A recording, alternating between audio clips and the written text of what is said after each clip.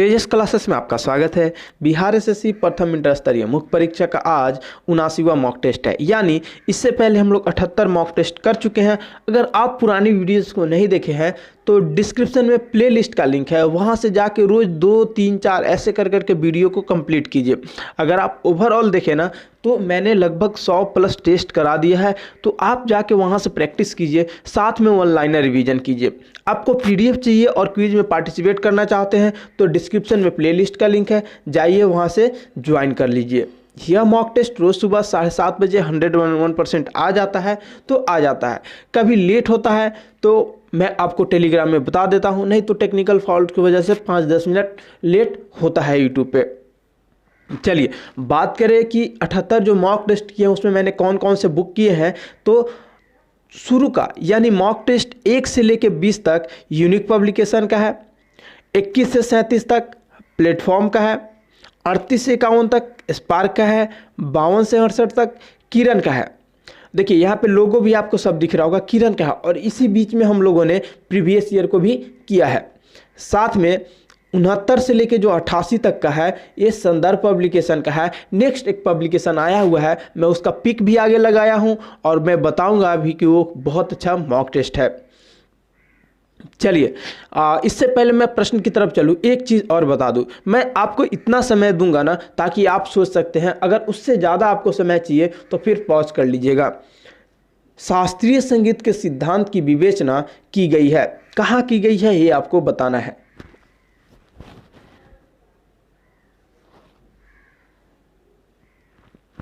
कहाँ पे? सामवेद में की गई है। सारेगामापा भी यहीं पे किया गया है। अगला प्रश्न है, निम्नलिखित में से किस महाद्वीप में उष्णकटिबंधीय पर्णपाती वनों का विस्तार अधिक है?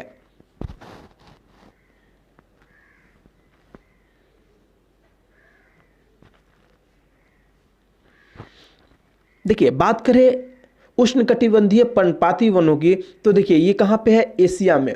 एशिया का अगर स्पेशली देश बोले तो एशिया में भारत, म्यांमार, थाईलैंड तथा दक्षिण पूर्व एशिया के अन्य भाग में पाए जाते हैं। अगला प्रश्न है, विश्व खाद्य दिवस वर्ल्ड फूड डे कब मनाया जाता है? ये आपको बताना है। वर्ल्ड फूड डे 16 अक्टूबर को मनाया जाता है। ऑप्शन ए करेक्ट हो जाएगा। चलिए आज 30 का भी व्रत है, बहुत सारी लड़कियां गर्ल्स की होंगी, तो आप सभी को तीज व्रत की शुभकामनाएं। अच्छे से कीजिए, साथ में पढ़ाई भी अगर कर सकती है तो कीजिए, नहीं तो बहुत ये नहीं है, एक आध दिन चलता है, महीने में 1-2 दिन अगर नहीं पढ़े तो चलेगा, ठीक है। तो आज आप रेस्ट कर सकती हैं। साथ में आप वीडियो देखने का मन है तो कोई बात नहीं, नहीं तो कल मॉर्निंग भी आप देख सकती है। 2 मॉक टेस्ट देखना, 25 दूना 50 मिनट का खेल है, ज़्यादा का है नहीं। अगला प्रश्न है, ब्राह्मणवाद जिसे कि आज एक श्रेष्ठ वर्ग के रूप में समझा जाता है की जड़ें थी?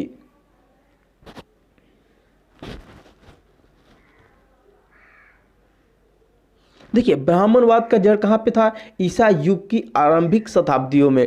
जो अब कुछ लोगों का सवाल होगा ऋग्वेद में क्यों नहीं है, उत्तर वैदिक काल में क्यों नहीं है, तो मैं बता दूं कि देखिए जो वर्ण व्यवस्था था ना, ये था ऋग्वेद में भी था, उत्तर वैदिक में भी था, लेकिन इतना वर्चस्व और शक्तिशाली नहीं था। वहाँ पे कर्म के आधार पे, ऐसा नहीं है कि ब्राह्मण का बेटा, पंडित का बेटा पंडित ही होगा और जो चमार का बेटा, जो लोग जूते सीते हैं उनका बेटा जूता ही सिले, नहीं, कर्म बेस्ड होता था। जैसे एक कहानी है, उसमें क्या था, एक परिवार है जो अलग अलग पेशे में थे, तो ये सिद्ध करता है कि वहाँ पे वर्ण व्यवस्था नहीं था। इसीलिए ईसा युग, और कभी कभी आपसे ईयर पूछ लिया जाता है ना, तो 200 ईसा पूर्व के बाद की बात है। ये ऑप्शन डी करेक्ट हो जाएगा, ये वर्ण व्यवस्था आया था। अगला प्रश्न है, जैन तीर्थंकर महावीर ने निम्न में से किस स्थान पर शरीर का त्याग किया था?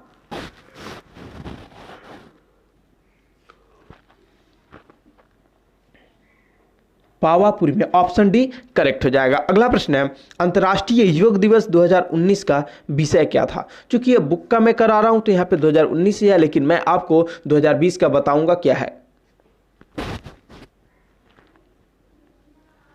देखिए 2019 का अगर थीम का बात किया जाए ना, जो विषय है, तो yoga with Guru yoga with गुरु था 2019 का विषय। लेकिन 2020 का जो विषय है, सेहत के लिए योग, घर से योग, ये 2020 का थीम है।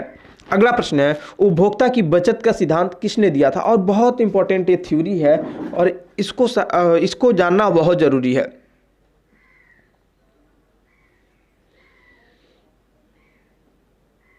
इसका आंसर हो जाएगा ऑप्शन ए, अल्फ्रेड मार्शल। चलिए बात करें जो उपभोक्ता की बचत यानी कंज्यूमर सरप्लस, और इसका सिद्धांत ये ब्रिटिश के थे, अल्फ्रेड मार्शल, इन्होंने ही दिया था। अगला प्रश्न है, अंग्रेजी ईस्ट इंडिया कंपनी द्वारा लड़े गए निम्नलिखित युद्धों में से कौन सा सर्वाधिक निर्णायक था?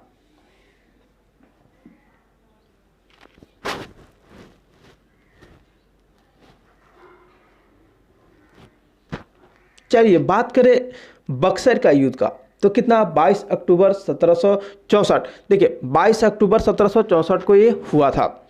इसमें क्या हुआ है कि ये युद्ध जब अंग्रेज जीत गए ना, उसके बाद यह तय हो गया कि ब्रिटिशर्स अब भारत छोड़कर नहीं जाएंगे। बात करें प्लासी का युद्ध, तो ये 23 जून 57 को हुआ था। अगला प्रश्न है, भारतीय रेलवे ने हाल ही में किस देश के बीच अपनी पहली बौद्ध सर्किट ट्रेन चलाने की घोषणा की है?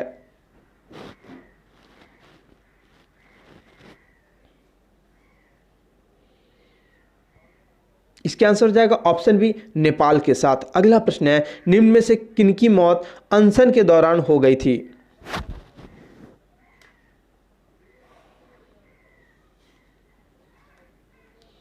चलिए अनशन के दौरान, ठीक है, वासुदेव बलवंत फड़के, इनका जो मृत्यु हुआ था वो 1883 में हुआ था, और महाराष्ट्र में जो रामोसी विद्रोह हुआ था, इनके ही नेतृत्व में हुआ था। अगला प्रश्न है, हाँ अगले प्रश्न से पहले ये जो बुक का पीडीएफ है, देखिए एचडी पब्लिकेशन का बुक है, इसमें 15 प्रैक्टिस सेट है। ये स्पेशली डिजाइन किया गया है किनके द्वारा? प्रहलाद सर के द्वारा। पटना में वो एक अच्छे टीचर हैं जो बीपीएससी के लिए भी हैं और साथ में बीएसएससी के लिए अगर बुक लिखे हैं, तो ये बुक अच्छा होगा। मेरे पास अभी आया नहीं है, मैं जस्ट ऑर्डर किया हूँ, आप देख सकते हैं। तो ये ऑर्डर हुआ है, मे भी मेरे पास बहुत जल्दी आ जाएगा, अवेलेबल हो जाएगा, तो मैं इसको भी कंप्लीट करा दूंगा। चलिए अगर आप लोग को चाहिए तो पीडीएफ बोल रहा हूँ, क्या है कि आप लोग फ्लिपकार्ट से आप लोग भी ऑर्डर कर सकते हैं, ज़्यादा नहीं, 190 रुपये ही इसका प्राइस है। अगला प्रश्न है, उच्च न्यायालय के मुख्य न्यायाधीश की नियुक्ति किसके द्वारा की जाती है?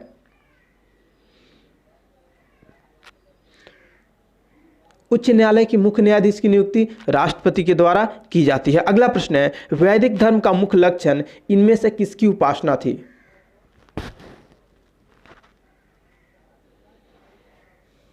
देखिए वैदिक धर्म की मुख्य उपासना क्या थी? तो प्रकृति थी। अगला प्रश्न है, किस राज्य की सरकार ने हाल ही में सीएम और मंत्रियों को अपनी सैलरी से इनकम टैक्स भरने का निर्णय लिया है? और बहुत कठोर स्टेट के रूप में अभी जाने जा रहे हैं, बहुत सारे इनकाउंटर्स भी हुए हैं। मैं इतना बता दिया, अब तो आप जरूर ही टिक लगा देंगे। Uttar Pradesh, option B correct हो जाएगा। और बात करें उत्तर प्रदेश में ना, तो क्या है कि उत्तर प्रदेश दुग्ध उत्पादन में 2020 में सर्वश्रेष्ठ उत्पादक राज्य के रूप में उभरा है। पहले भी था, 2020 में भी कंटिन्यू किया है इन्होंने। अगला प्रश्न है, भारतीय वायुसेना ने हाल ही में सतह से सतह पर मार करने वाली किस मिसाइल का अंडमान निकोबार द्वीप समूह में सफल परीक्षण किया है?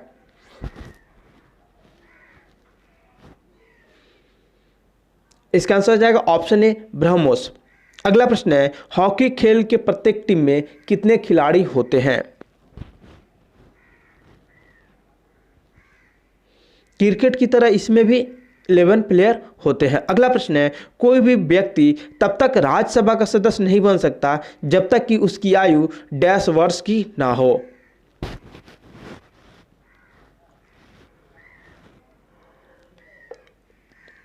कितना वर्ष का? तो 30 वर्ष कंप्लीट ना किया हो। बात करें अष्टछाप की स्थापना ना, तो आचार्य विठुलनाथ के द्वारा किया गया था। ऑप्शन ए करेक्ट हो जाएगा। अगला प्रश्न है, बर्लिन की दीवार को किस वर्ष ध्वस्त किया गया था? बर्लिन की दीवार बहुत इंपॉर्टेंट है, ये ध्वस्त हर बार पूछा जाता है।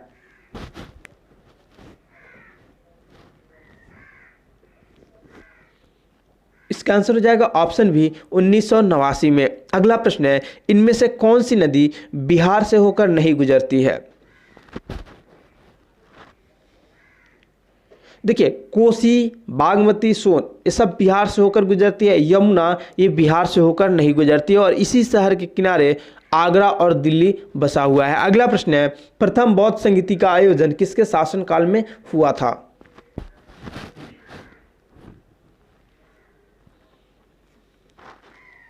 देखिए, बात करें प्रथम बौद्ध संगति का आयोजन तो किसके, तो अजातशत्रु के शासनकाल में हुआ था। दूसरा तो कालशोक, तीसरा अशोक, चौथा कनिष्क। अगला प्रश्न है, हर्षवर्धन ने निम्नलिखित में से किसे हराया था?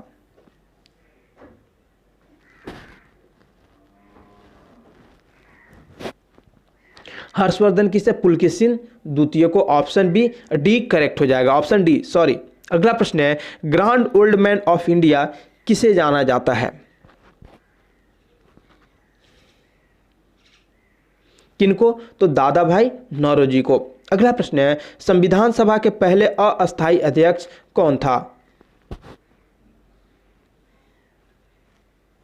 देखिए, संविधान सभा का प्रथम जो अस्थायी अध्यक्ष थे ना, वो डॉक्टर सच्चिदानंद सिन्हा था और ये सबसे वृद्ध व्यक्ति थे, इसीलिए यहाँ पे बना दिया गया था। लेकिन जब इलेक्शन हुआ ना, तो किनको? राजेंद्र प्रसाद को चुन लिया गया था। अगला प्रश्न है, सिंधु घाटी की सभ्यता निम्न में से किससे संबंधित है?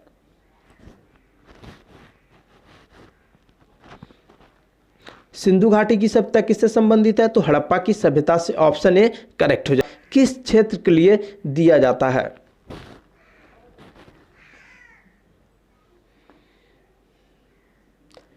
किस क्षेत्र में? सिनेमा का क्षेत्र में दिया जाता है। ऑप्शन ए करेक्ट हो जाएगा। अगला प्रश्न है, हाल ही में WHO द्वारा जारी प्रथम वर्ल्ड विजन रिपोर्ट 2019 के अनुसार दुनिया भर में डैश, यानी देखिए यहाँ पे प्रथम वर्ल्ड विजन रिपोर्ट है, तो आपको बहुत अच्छे से इसको करना पड़ेगा, इसको याद रखना पड़ेगा।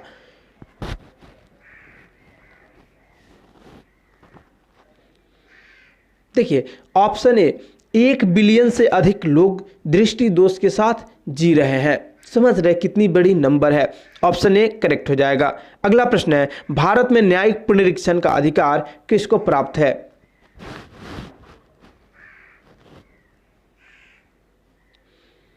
किनको? उच्च न्यायालय तथा उच्चतम न्यायालय को। ऑप्शन बी करेक्ट है। देखिए, जिन लोग दरोगा का प्रिपरेशन करना चाहते हैं, ठीक है, क्वेश्चंस अभी एक चीज यहाँ पे कॉमन क्वेश्चंस रहता है कि वो दरोगा का है तो मैं क्यों देखूं। मैं बोलता हूं अगर आपके पास समय है ना, तो मैक्सिमम जहां से आप जहां से सोर्स जुटा सकते हैं, क्वेश्चन प्रैक्टिस कर सकते हैं रिवीजन के बाद, वहां से आप रिवीजन कीजिए। मैं नहीं बोलता सिर्फ आप मेरे चैनल पे पढ़िए, ऐसा मैंने कभी नहीं बोला। हर क्वेश्चंस आपको यहाँ पे देखने को मिल सकता है, आप कहीं से भी प्रैक्टिस कर सकते हैं। साथ में मैं आपको अनाउंस कर रहा हूँ कि minimum 250 sets, 250 plus set minimum मैं बोल रहा हूं। मैंने क्या बोला था, 70 से शुरू में मैं 40 बोला था बिहार एसएससी के लिए, बाद में 80 बोला, तो अब देख ही सकते हैं कि मैं कितना करा दी हूं। ऑलरेडी 89 तक तो आपका संदर्भ ही है, और 89 के बाद आप 15 जोड़ लीजिए तो कितना हो गया, तो लगभग 115 सेट के आसपास मैं बिहार एसएससी के लिए करा दिया। लेकिन 250 से कम बिहार दरोगा के लिए मैं नहीं कराऊंगा प्री टू मेंस।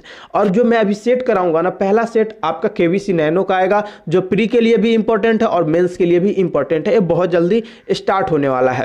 थोड़ा सा मेरे पास अभी चल रहा है, लेकिन इसके बाद मैं जल्दी स्टार्ट करूंगा, ताकि कुछ लोग फॉर्म नहीं भरे हैं, वो लोग फॉर्म भर के थोड़ा सा अपने आप को ये कर ले कि हाँ मुझे क्या करना है, कैसे जाना है। तो मैं आपको बता दे रहा हूँ, जितने भी आपके दोस्त हैं आप सब लोगों को बोल दीजिए तैयार होने के लिए। मैं मिनिमम 250 सेट कराऊंगा, जितने भी पब्लिकेशन है इंडिया में सबको मैं करा दूंगा।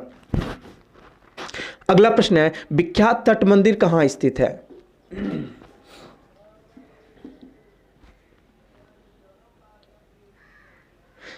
विख्यात तट मंदिर कहाँ स्थित है? तो ममलपुरम में। देखिए, ममलपुरम को महाबलीपुरम भी बोला जाता है और ये कांचीपुरम में स्थित है। अगला प्रश्न है, बिहार के किस शहर में सबसे अधिक पर्यटक आते हैं? और ये बहुत आसान सा प्रश्न है, इसको आप आसानी से हल कर सकते हैं। देखिए, ऑप्शन बी करेक्ट हो जाएगा, बोधगया। राजगीर नहीं, बोधगया। क्यों? क्योंकि बौद्ध धर्म का सबसे बड़ा वहाँ पे रहा है, ज्ञान की प्राप्ति हुई है, इसके वजह से भी बहुत लोग आते हैं। दूसरा, पिंडदान भी एक है, तो वहाँ पे भी बहुत विदेशी पर्यटक घूमने आते हैं। अगला प्रश्न है 3 नवंबर 2019 को कौन गोवा के नए राज्यपाल बने हैं? और इससे पहले वो बिहार के भी रह चुके हैं, तो आप लोग जरूर इसको आसानी से टिक लगा सकते हैं। इसका आंसर हो जाएगा ऑप्शन सी, सत्यपाल मलिक। अगला प्रश्न है संगम योजना का उद्देश्य है? संगम वो हिस्ट्री वाला नहीं, ये एक योजना स्टार्ट हुआ उसका पूछा जा रहा है।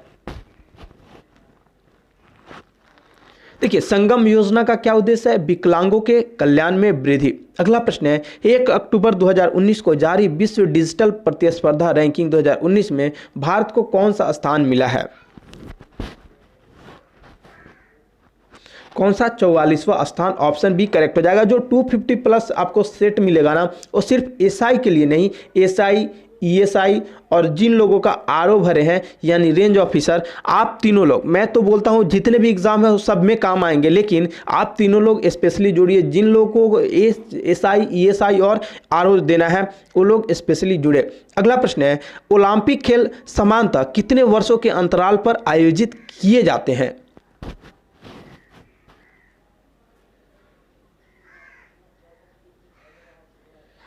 4 वर्ष के अंतराल पे किए जाते हैं। ऑप्शन सी करेक्ट हो जाएगा। अगला प्रश्न है संविधान के अनुच्छेद 19 में निम्नलिखित स्वतंत्रताओं में से कौन सा विशेष रूप से उल्लेखित नहीं है?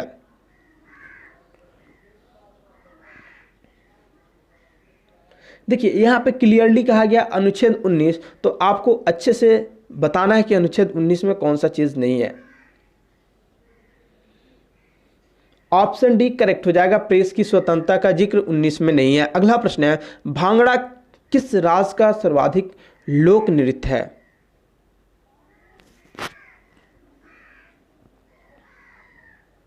भांगड़ा कहां का? तो पंजाब का सर्वाधिक लोकप्रिय नृत्य है। अगला प्रश्न है सिकंदर की मृत्यु कहां हुई?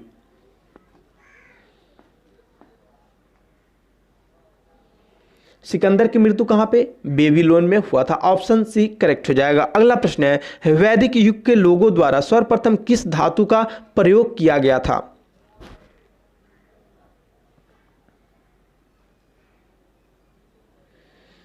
किस धातु का? तो तांबा का प्रयोग किया गया था। ऑप्शन डी करेक्ट हो जाएगा। अगला प्रश्न है मूलभूत अधिकारों का प्रमुख उद्देश्य है?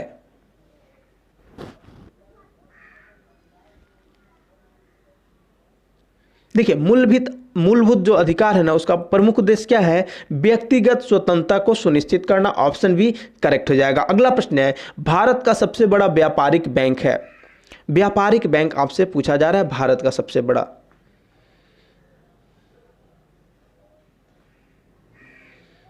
कौन सा हो जाएगा? भारतीय स्टेट बैंक। अगला प्रश्न है किस क्रिकेट टीम ने हाल ही में अंडर 19 एशिया कप का खिताब जीता है?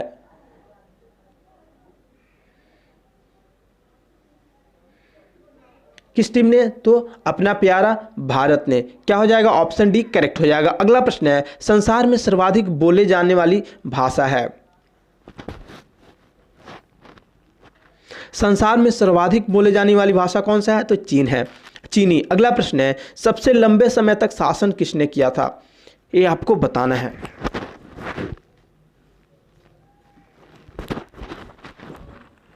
देखिए इस प्रश्न का आंसर देने के लिए ना आपको थोड़ा सा सोचना पड़ेगा। जरूरी नहीं है कि आप हर प्रश्न को पढ़े हो तब आंसर कीजिए, सोचना पड़ेगा। देखिए अब बहुत मैं बात करूं यहाँ पे बाबर, तो बाबर तो होगा नहीं क्योंकि इसने 4-5 सालों में ही अपना कहानी खत्म कर लिया था। देखिए एक चीज़ है शाहजहां, जहांगीर और अकबर। आपको पता है अकबर 6 वर्ष से ही वो बैरम खा के शरण में जाके सत्ता करना, रूल करना स्टार्ट कर दिया था। तो ये जो इंसान 6 वर्ष से ही किसी जगह पे वो शासन कर रहा हो, वो ज़्यादा शासन करेगा या कोई बड़ा होके आया है? तो ऑब्वियसली जो 6 वर्ष का है, तो ऑप्शन ए आपको करेक्ट हो जाएगा। अगला प्रश्न है किस वर्ष में जनगण मन को भारत के राष्ट्रगान के रूप में अपनाया गया?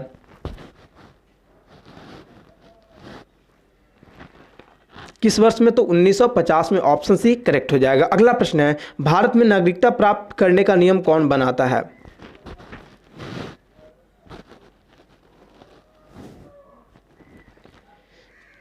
चलिए, भारत में नागरिकता प्राप्त करने का नियम का बात करें तो संसद बनाता है, और संसद का अभिन्न अंग कौन सा है? राष्ट्रपति। तो राष्ट्रपति के बिना फाइनल अप्रूवल के नहीं हो सकता है, तो कहीं आपको संसद देखने को मिल सकता है, कहीं राष्ट्रपति। ऑप्शन ए करेक्ट हो जाएगा। अगला प्रश्न है, हाल ही में कौन भारत में किसी भी राज्य क्रिकेट संघ की पहली महिला अध्यक्ष बनी है?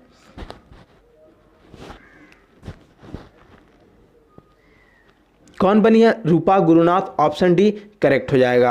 अगला प्रश्न है, जिम कॉर्बेट राष्ट्रीय उद्यान कहाँ है?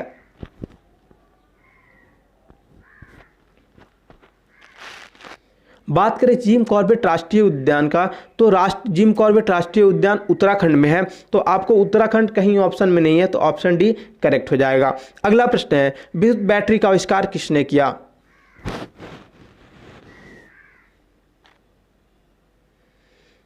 देखिए, विद्युत बैटरी का आविष्कार के बारे में हम लोग बात करें तो वोल्टा। ऑप्शन ए करेक्ट हो जाएगा, वोल्टा ने किया है। अगला प्रश्न है, दिल्ली के पुराना किला के वर्तमान स्वरूप का निर्माण निम्नलिखित में से किसने करवाया?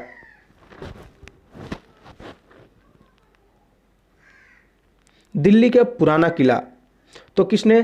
शेरशाह सूरी ने। ऑप्शन ए करेक्ट हो जाएगा। अगला प्रश्न है, जल विद्युत शक्ति स्टेशन ऊष्मीय शक्ति स्टेशन से ज्यादा पसंद किए जाते हैं, क्योंकि? आपको बताना है क्यों ज़्यादा पसंद किए जाते हैं।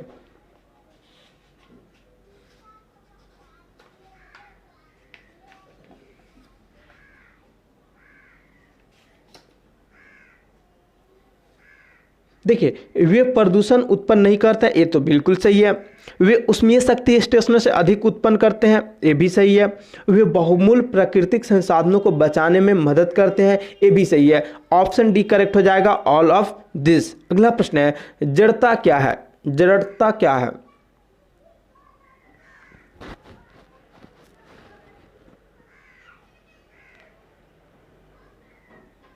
देखिए, जड़त्व तो क्या है? तो वर्तमान स्थिति में होने वाले परिवर्तन का विरोध करने की प्रवृत्ति ही जड़त्वता है। अगला प्रश्न है, पृथ्वी पर पाई जाने वाली सूक्ष्मतम वनस्पति है?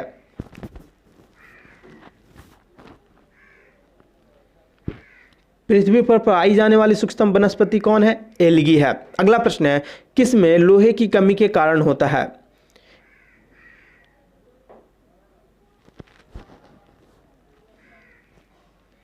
चलिए, बात करें लोहे की कमी के कारण ना, तो अरक्ता होता है। ऑप्शन ए करेक्ट हो जाएगा। अगला प्रश्न है, इनमें से कौन कोलाइड नहीं है?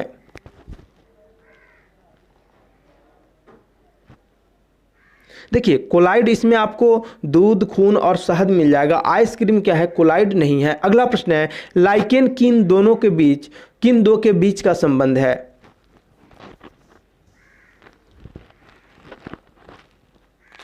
लाइकेन किसके किसके बीच? तो शैवाल और कवक के बीच का संबंध है, और ये प्रदूषण इंडिकेटर होता है। अगला प्रश्न है, ध्वनि का वायु में वेग अनुमानता है?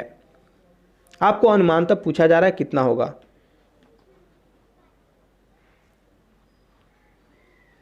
कितना? तो 330 मीटर पर सेकेंड। ऑप्शन सी करेक्ट हो जाएगा। अगला प्रश्न है, ब्लीचिंग पाउडर का रासायनिक नाम क्या है? ब्लीचिंग पाउडर का रासायनिक नाम आपसे पूछा जा रहा है।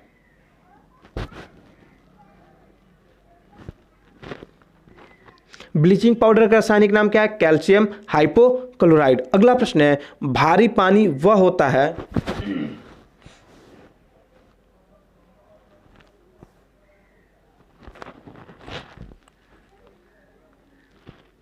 देखिए, भारी पानी कौन होता है? तो जिसमें हाइड्रोजन का स्थान आइसोटोप ले लेता है। ऑप्शन सी करेक्ट हो जाएगा। अगला प्रश्न है, लंबाई की न्यूनतम इकाई है?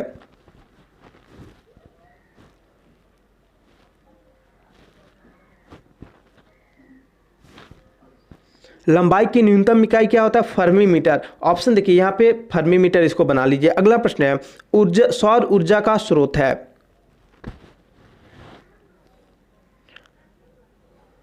सौर ऊर्जा का स्रोत क्या है? तो नाभिकीय संलयन। अगला प्रश्न है, रेडियोधर्मिता की खोज किसने की? रेडियोधर्मिता की खोज किसने की? तो Henry Becquerel. Option A correct हो जाएगा। 63 का ऑप्शन ए करेक्ट होगा। अगला प्रश्न है, निम्नलिखित अम्लों में से किसका बेकिंग, ये 62 है, 62 63 यहाँ पे है। निम्नलिखित अम्लों में से किसका बेकिंग पाउडर के निर्माण में उपयोग करते हैं? देखिए, बेकिंग पाउडर में आप बेंजोइक अम्ल नहीं जाइएगा, बहुत लोग चले जाते हैं, टार्टरिक अम्ल का प्रयोग किया जाता है। अगला प्रश्न है, पृथ्वी सूर्य से प्रचुरतम मात्रा में ऊर्जा प्राप्त करती है?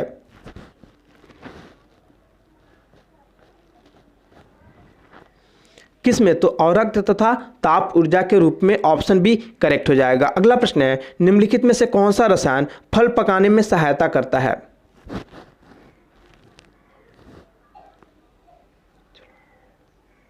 इसका आंसर हो जाएगा ऑप्शन ए इथेनॉल। अगला प्रश्न है, लोहा जिससे प्राप्त किया जाता है वह है? लोहा किससे प्राप्त किया जाता है? तो हेमेटाइट से, ऑप्शन डी करेक्ट हो जाएगा। अगला प्रश्न है, निम्नलिखित में से कौन सबसे बड़ा जीवित स्तनपायी है? सबसे बड़ा जीवित स्तनपायी का बात करें तो नीली व्हेल। अगला प्रश्न है, यदि वायुमंडल ना होता तो दिन की अवधि क्या होता? वायुमंडल रहे या ना रहे, दिन और रात की अवधि अपरिवर्तित रहता है, क्योंकि घूर्णन गति पे ये सब चीज़ होता है, और पृथ्वी कितने डिग्री पे झुका हुआ है उन सब चीज़ों पे डिपेंड है। अगला प्रश्न है, निम्न में से कौन सा जीवाणु नहीं है?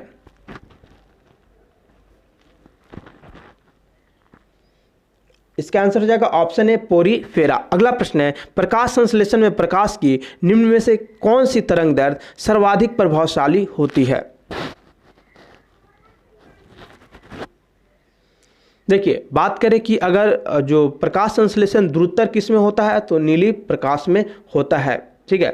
रेड आपको, आप लोग बोलेंगे रेड में अधिक, देखिए रेड में तो होता ही है, लेकिन द्रुततर, सबसे द्रुततर किस में होगा तो नीली प्रकाश में, वही चीज़ आपसे पूछा जा रहा है। अगला प्रश्न है, मानव शरीर में सबसे लंबी कोशिका है?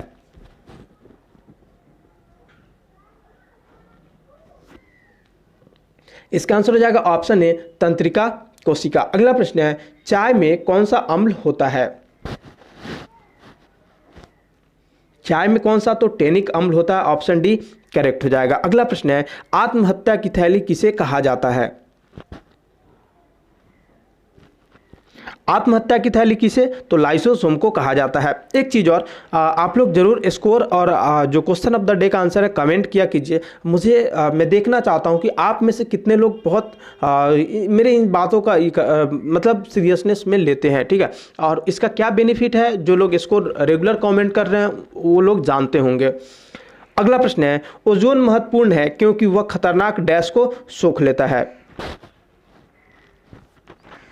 खतरनाक पराबैंगनी विकिरण को सोख लेता है। चलिए, जो यस्टरडे मॉक टेस्ट का क्वेश्चन था, सूर्य प्रकाश कितने मिनट में धरती तक पहुंचने में लेता है? देखिए 500 सेकेंड आप इसको याद रखिए, 500 सेकेंड आप याद रखेंगे तो कितना हो गया, लगभग 8.3 मिनट हो गया। 2 लोगों का आंसर गलत था, सब लोगों का सही है, 2 लोगों का गलत था। और उनको कैलकुलेशन करने में शायद मिस्टेक हुआ होगा, बाद बाकी मुझे पता है ये क्वेश्चन गलत नहीं होने वाला है, तो वो कहीं ना कहीं थोड़ा सा मिस्टेक किए होंगे, तो देख लेंगे कहाँ मिस्टेक किए थे। चलिए, जो आज के क्वेश्चन ऑफ द डे है, हृदय रोग किससे होता है? आपको क्या करना है ना, जाके कमेंट बॉक्स में सबसे पहले इस last question of the day का आंसर कमेंट करना है। क्विज करके आप कमेंट कर सकते हैं क्विज का आंसर। दूसरा, आपका स्कोर कितना है, मैं देखना चाहता हूं कि आप लोगों का स्कोर क्या बन रहा है, वो भी आप ज़रूर कमेंट किया कीजिए। साथ में चलिए अभी इतना ही पे ब्रेक लेते हैं, मिलते हैं शाम के वीडियो में। फिलहाल के लिए टाटा और बाय बाय।